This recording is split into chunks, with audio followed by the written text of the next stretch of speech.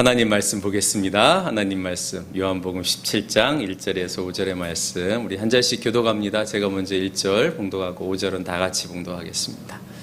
예수께서 이 말씀을 마치시고 눈을 들어 하늘을 우러러보시고 말씀하셨다. 아버지, 때가 왔습니다.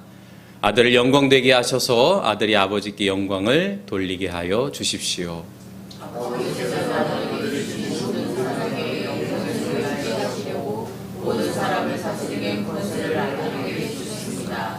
영생은 오직 한 분이신 참 하나님을 알고 또 아버지께서 보내신 예수 그리스도를 아는 것입니다.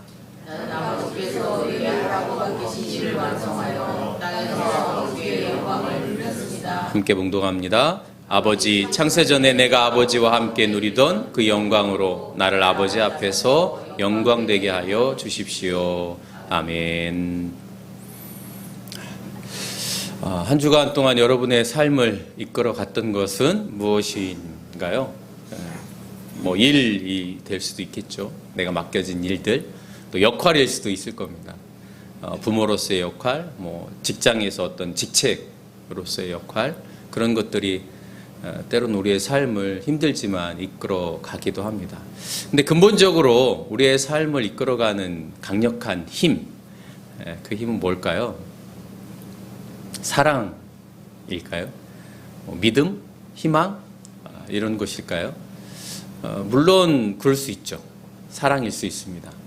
그러나 언제나 사랑은 아니죠.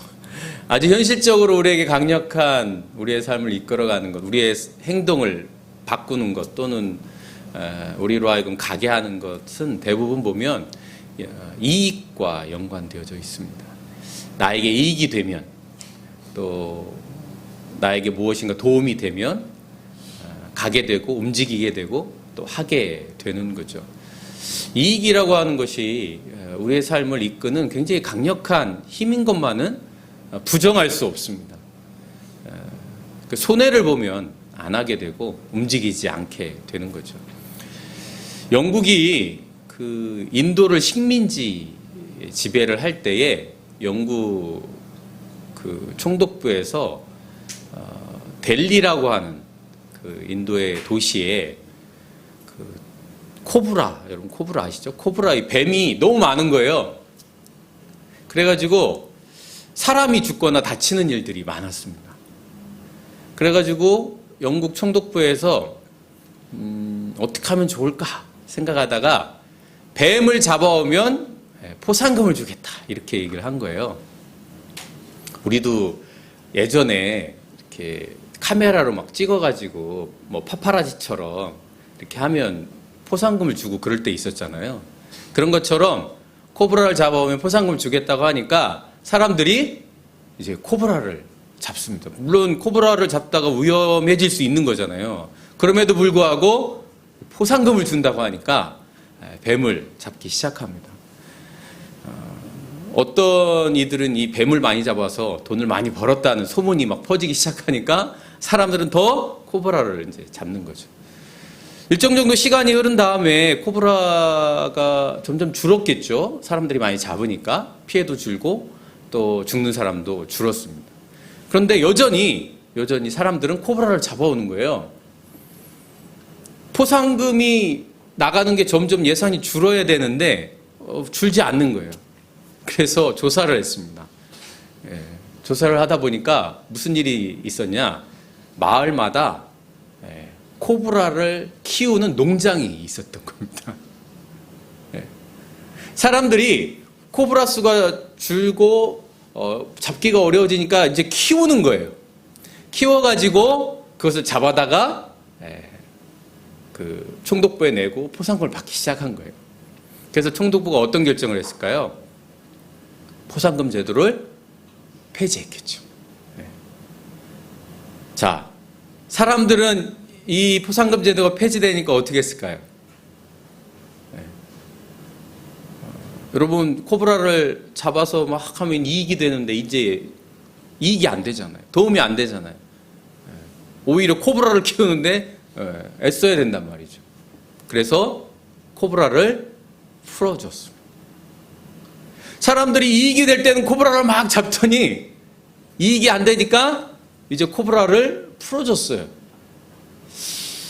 코브라를 잡기 전과 코브라를 잡아서 포상금을 줄 이 사이에 코브라 수가 어떻게 됐을까요? 더 많아졌다는 거예요. 더 많아졌어요.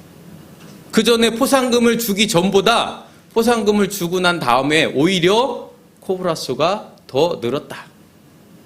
이런 일이 실제로 있었답니다. 이것을 더 코브라 이펙트라고 이렇게 이 표현을 해요. 코브라 효과 뭐 이런 얘기를 합니다. 아무리 좋은 의도와 좋은 정책이라 할지라도 사람들의 이익과 욕망을 생각하지 않으면 그 의도와 상관없이 정책이 다르게 하는 거죠. 여러분, 이익을 향한 인간의 욕망은요, 끝이 없습니다. 그거는 뭐 스스로도 느끼잖아요.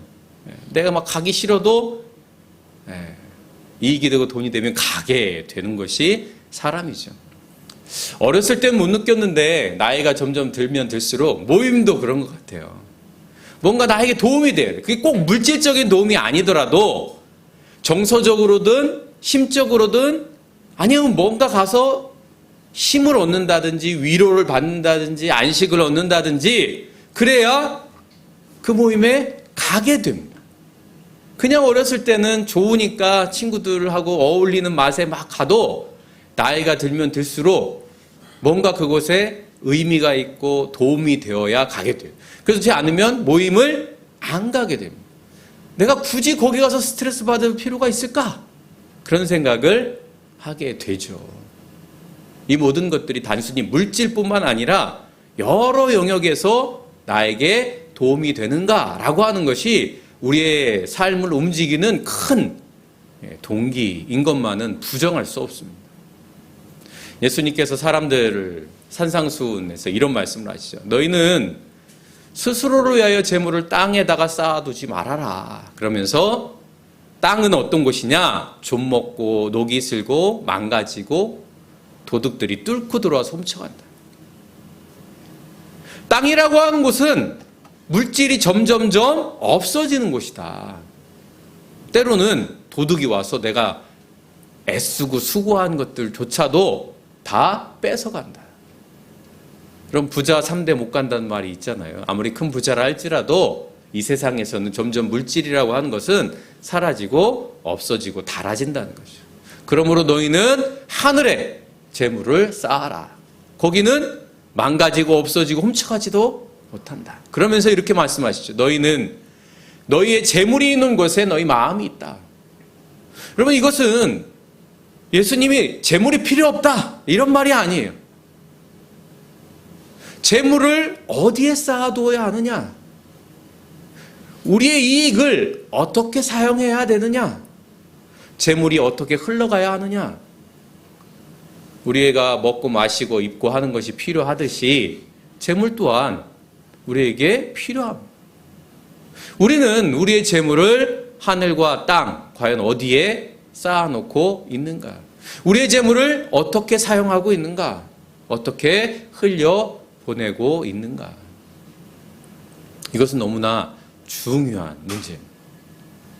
우리가 살아가는데 이익이 우리의 삶을 움직이는 것이라고 하면 그 이익이, 그 물질이 우리의 삶을 어떻게 바꾸어가고 어떤 방향으로 흘러가게 하는가라고 하는 것에 관심을 가져야 한다는 것이죠. 한 번은 한 사람이 예수님께 와서 하소연을 합니다. 아니, 우리 형이 유산을 받았는데 좀 더 잘 나눠줄 수 있도록 좀 예수님이 말씀 한번 해주시면 좋겠습니다. 그러는 거예요. 율법에는 유산을 어떻게 나누게 되냐면 만약에 100만 원의 유산이 있다. 그러면 장남에게 50만 원을 줍니다. 그러니까 모든 유산의 50%는 장남 몫이에요. 그리고 나머지 50을 가지고 형제들끼리 나눕니다. 그런데 아마 이 사람은 그것이 불만이었던 것 같아요. 그래서 형에게 좀 말을 해가지고 더 나눠줄 수 있도록 했으면 좋겠습니다 라고 얘기하는 거예요. 그때 예수님 말씀하시죠. 너희는 조심해야 한다. 온갖 탐욕을 멀리해라. 생명은 거기에 있지 않다. 여러분, 온갖 탐욕. 그러니까 예수님께 온 이 사람은 돈이 없는 사람이 아닙니다. 있는데 더 갖고 싶은 거예요. 탐욕은요, 소유 자체의 목적을 가지고 있습니다. 내가 이 소유를 가지고 어떻게 쓰느냐, 이게 관심이 있는 게 아니고 그 탐욕, 물질 자체에 있는 거예요. 내가 살만한 집을 얻었으면 만족하지 못해요. 두 채, 세 채 갖는 거죠. 통장에 돈을 쌓아놓고 그냥 그 숫자가 점점점 늘어나는 것에 만족하는 겁니다. 소유 자체의 목적이 있는 거죠. 그것이 탐욕입니다. 필요에 의해서 채워지는 삶이 아니라 그저 갖기 위해서 갖는 겁니다. 오늘날 우리가 물질을 바라볼 때에 그저 갖고 싶어서 갖는 거예요. 그것이 나에게 필요해서 갖기보다는 그저 가짐으로써 만족하는 거죠. 물론 명품이 필요한 사람도 있을 겁니다. 그러나 명품이 막 2개, 3개 집에 쫙 진열해 놓고 가끔 보면 TV에 그런 것들 나오잖아요. 뭐 연예인 집에 보면 막 구두가 막 그죠. 가방이 쫙 있고 그냥 그거 보면서 만족하는 거예요. 시계 쫙. 가끔 그 중에 하나만이라도 있었으면 좋겠다 그런 생각을 가질 때도 있지만 저렇게 진열해 놓으면서 매일매일 다른 시계를 차고 매일매일 다른 명품 가방을 가지면서 그렇게까지 할 필요가 있을까 이런 생각을 또 갖게 돼요. 오늘날 현대인들에게 얼마나 많은 것들이 필요할까. 그저 그것을 갖고 있는 것 자체만으로도 만족하고 그냥 그것으로 즐거움을 느끼는 현대인들에게 예수님은 온갖 탐욕을 멀리해야 한다. 그렇지 않으면 너희들이 어떻게 되느냐? 어리석은 자가 된다는 거예요. 예수님이 이 말씀을 한 다음에 어리석은 부자에 대한 이야기를 합니다. 부자가 있었습니다.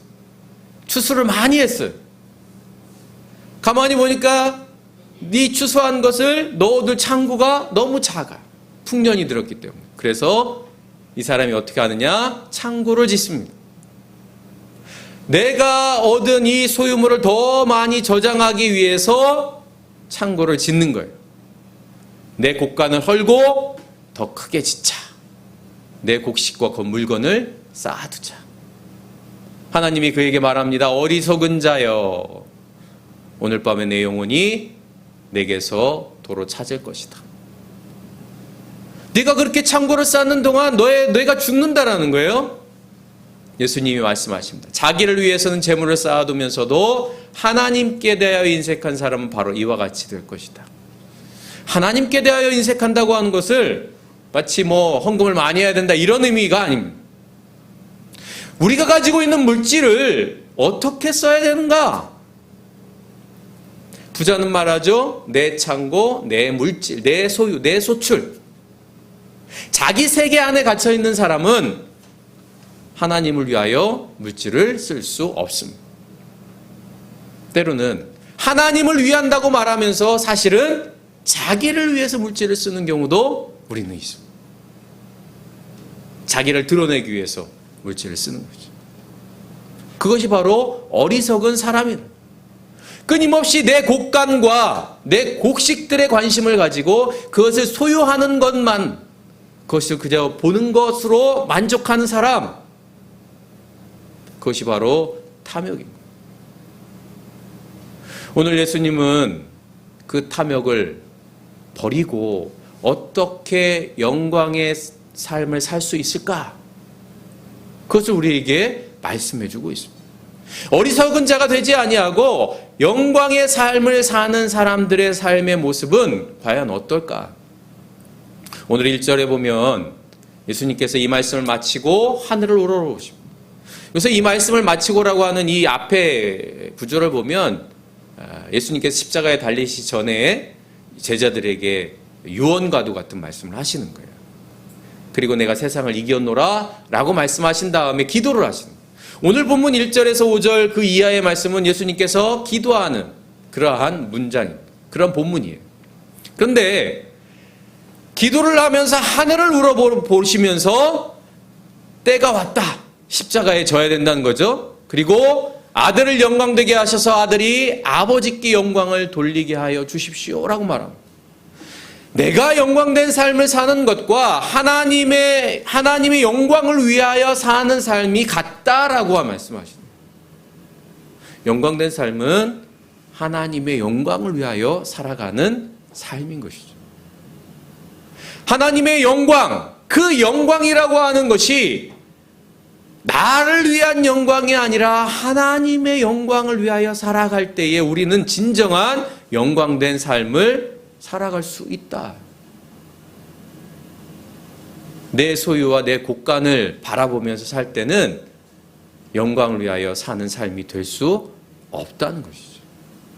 믿음의 삶을 사는 사람들, 예수 그리스도를 구주로 고백하는 사람들의 삶의 모습은 끊임없이 하나님의 영광을 위하여 살아가는 사람들의 모습이어야 한다는 것이죠. 4절 말씀해 보면 그 영광의 현장이 어떤 곳이냐? 하늘이 아니라는 겁니다. 나는 아버지께서 내게 하라고 맡기신 일을 완성하여 땅에서 아버지께 영광을 돌렸습니다. 우리의 재물을 하늘에 쌓아둔다고 하는 것, 하나님의 영광을 위하여 살아간다고 하는 것, 그것이 어디에서 이루어져야 하느냐? 땅에서 이루어져야 된다는 거예요. 하늘에 보화를 쌓는다, 하늘에 재물을 쌓는다고 하는 것도 결국은 이 땅에서 하나님의 영광을 위하여 물질을 사용할 때 그것이 하늘에 쌓아두는 재물과 같은 것이죠. 이 땅에서 하나님의 영광을 위하여 살아갈 때 우리는 비로소 하나님이 기뻐하시는 삶, 하나님의 영광을 위하여 사는 삶, 또 영광된 삶을 살아가는 자가 되어지는 겁니다. 사랑하는 나무교회 성도 여러분, 영광의 삶은 하늘에 있지 않습니다. 우리가 죽어서 하늘에 가서 영광된 삶이 아니에요. 성경은 끊임없이 이 땅을 딛고 있는 우리가 이 땅에서 어떻게 영광의 삶을 살 수 있을까라고 하는 것을 고민합니다. 그것은 결국 하나님의 뜻대로 사는 삶이고 하나님의 나라를 위하여 사는 삶이죠. 그러한 다양한 영역 속에서 우리의 물질 또한 하나님의 영광을 위하여 사용되어질 때 그 물질이 영광의 물질이 되는 거죠. 하나님이 기뻐하시는 물질이 되어지는 겁니다. 그렇다고 해서 물질을 무조건 나를 위해서 사용하지 말아야 되느냐? 그런 건 아니에요. 나를 넘어서서 또 다른 이들에게 하나님의 뜻을 이루는 물질이 되어질 때 그 물질이 하나님의 선물이 되어지고 영광스러운 물질이 되어질 수 있다는 거죠. 한 부자가 있었습니다. 늘 좋은 것 먹고 좋은 집에서 함께 도와주는 사람들이 있어서 뭐 일하지 않고 그렇게 사는 사람이었어요. 명품이 질비하고 또 자기가 원하면 언제든지 사람들을 불러서 잔치를 벌릴 수 있을 정도 그런 사람이었습니다. 연회가 끊어지지 않는 삶이었어요. 좋은 옷과 좋은 가방과 좋은 차와 좋은 집에서 살아가는 삶, 우리가 한 번은 꿈꾸고 싶은 그런 삶이죠. 그런데 그 대문 밖에 또 한 사람이 있었습니다. 그는 그 집에서 떨어지는 부스러기를 먹고 사는 사람이었어요. 몸에 상처가 있기 때문에 개들이 와서 핥았습니다. 여러분, 우리의 세계는 이 부자와 거지의 삶처럼 바로 다르지 않습니다. 한 문만 벗어나면 수많은 이런 어려움을 당하는 사람들이 있는가 하면 또 문 하나만 지나면 모든 것을 다 누리는 사람들이 이렇게 공존하는 그런 세계가 바로 우리가 살아가는 세상이죠.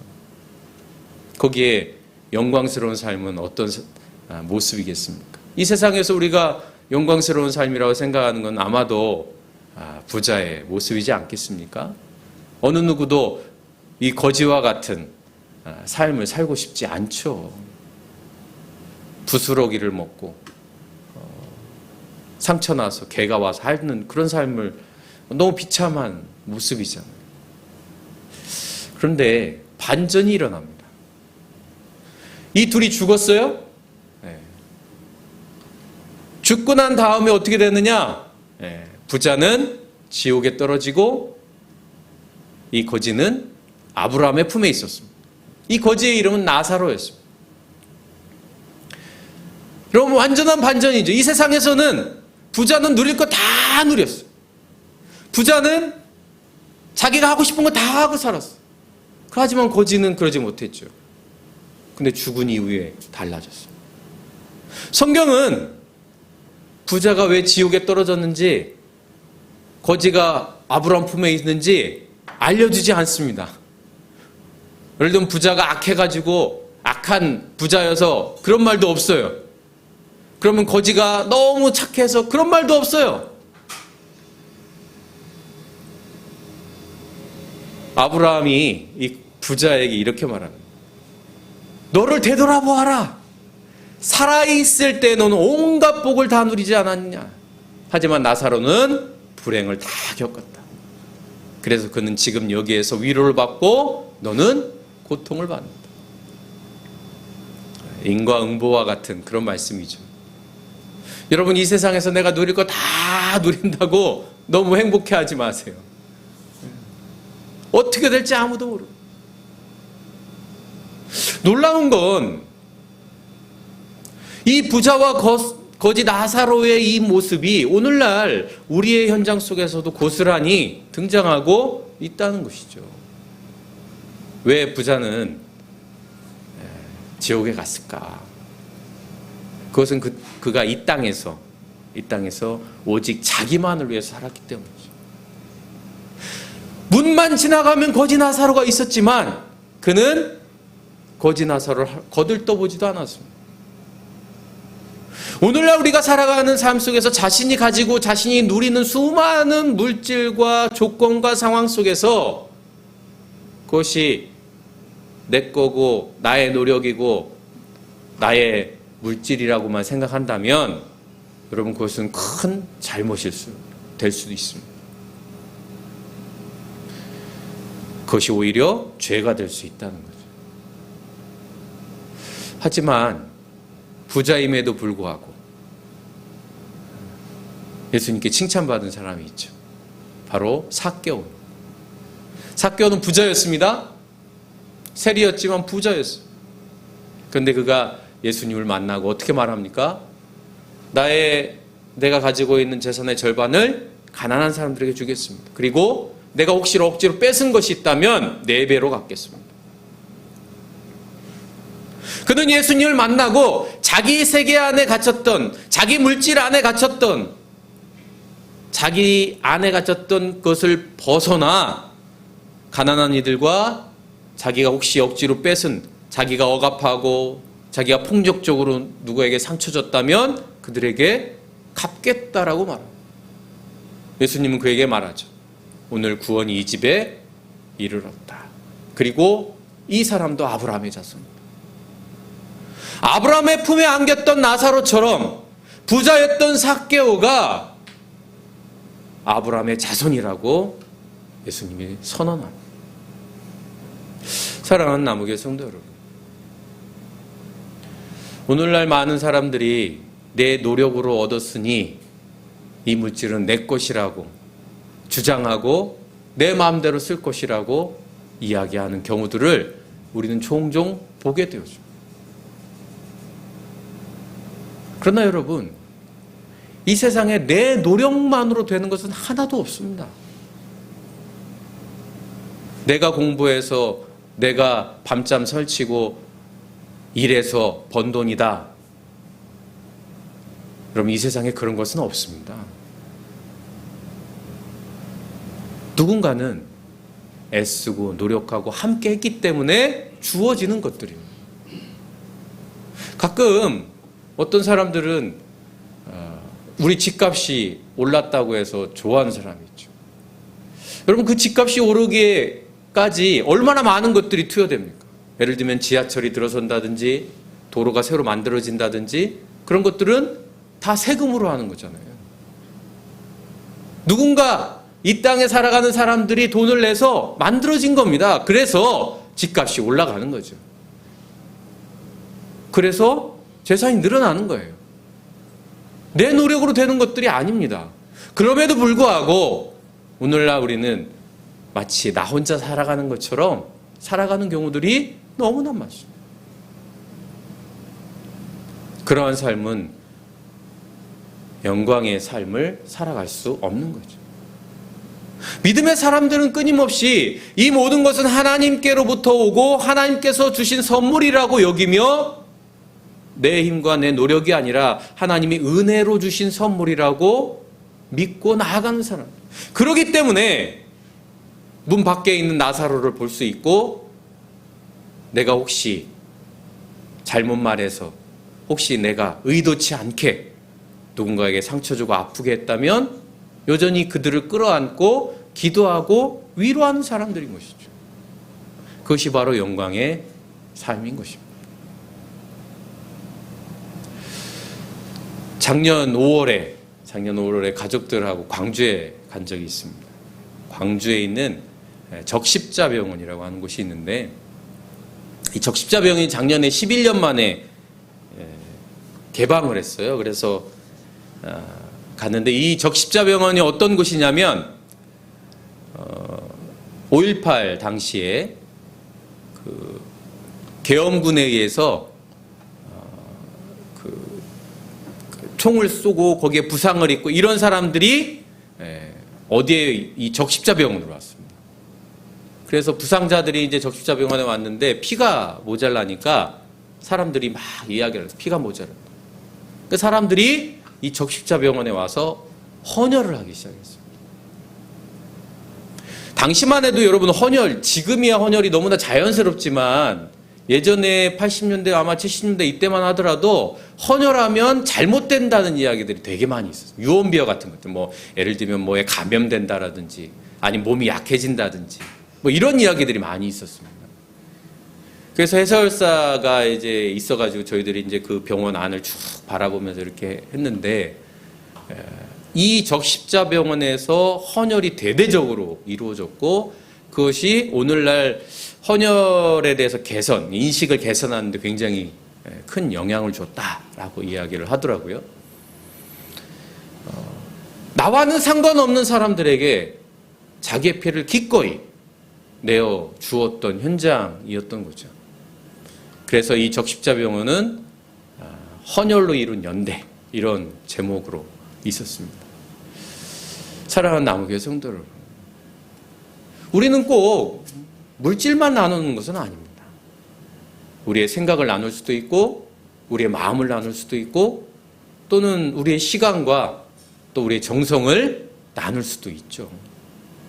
그 모든 것들을 통해서 약한 이들과 또는 이 땅에 살아가는 수많은 생명들과 연대해야, 그 생명에는 사람뿐만 아니라 모든 생명들, 하나님께서 창조하신 모든 생명들을 포함한 것들이죠. 나와는 상관없지만 전쟁터 가운데 있는 이란의 사람들을 위해서 기도할 수 있고, 또는 폭력과 억압과 혐오의 현장 속에 있는 사람들을 위해서 함께 손 내밀 수 있고, 우리가 할 수 있는 이 땅에서 그들을 위하여 기도하고 연대하고 함께 나아갈 때에 우리는 비로소 영광의 삶을 살아갈 수 있는 것이죠. 큰 돈을 아니면 물질을 아니면 무엇인가를 해야만 영광의 삶을 사는 것은 아닙니다. 저 여러분이 그렇게 살아갈 때에 우리는 빛과 소금의 역할을 감당할 수 있을 것입니다. 오늘날 자기 세계 안에 갇혀진 많은 이들을 우리는 보게 되죠. 그래서 자기에게 이익이 되지 않으면 전혀 움직이지 않으려고 하는 세상 속에 살고 있습니다. 간절히 바라기는 저 여러분이 있는 곳에서 끊임없이 약한 이들과 연대하고, 또 그들을 위해 내가 할 수 있는 일들을 찾아내고, 가끔은 따뜻한 커피 한 잔, 시원한 커피 한 잔 내어주는 것만으로도 누군가의 마음을 위로할 수 있고 또 힘을 낼 수 있잖아요. 저 여러분이 그런 작지만 위대한 일들을, 또 영광스러운 일들을 함께 해나갈 수 있기를 간절히 바랍니다. 그것이 가족이 될 수도 있고 또 여러분과 함께 일하는 동료가 될 수도 있고 또 여러분 주변에 누군가일 수도 있습니다. 끊임없이 우리가 함께 기도하며 그 길을 걸어갈 때에 하나님의 나라가 하늘에서와 같이 이 땅에서도 이루어낼 줄로 믿습니다. 그 삶을, 그 영광의 삶을 살아가는 저와 여러분이 될 수 있기를 간절히 바랍니다.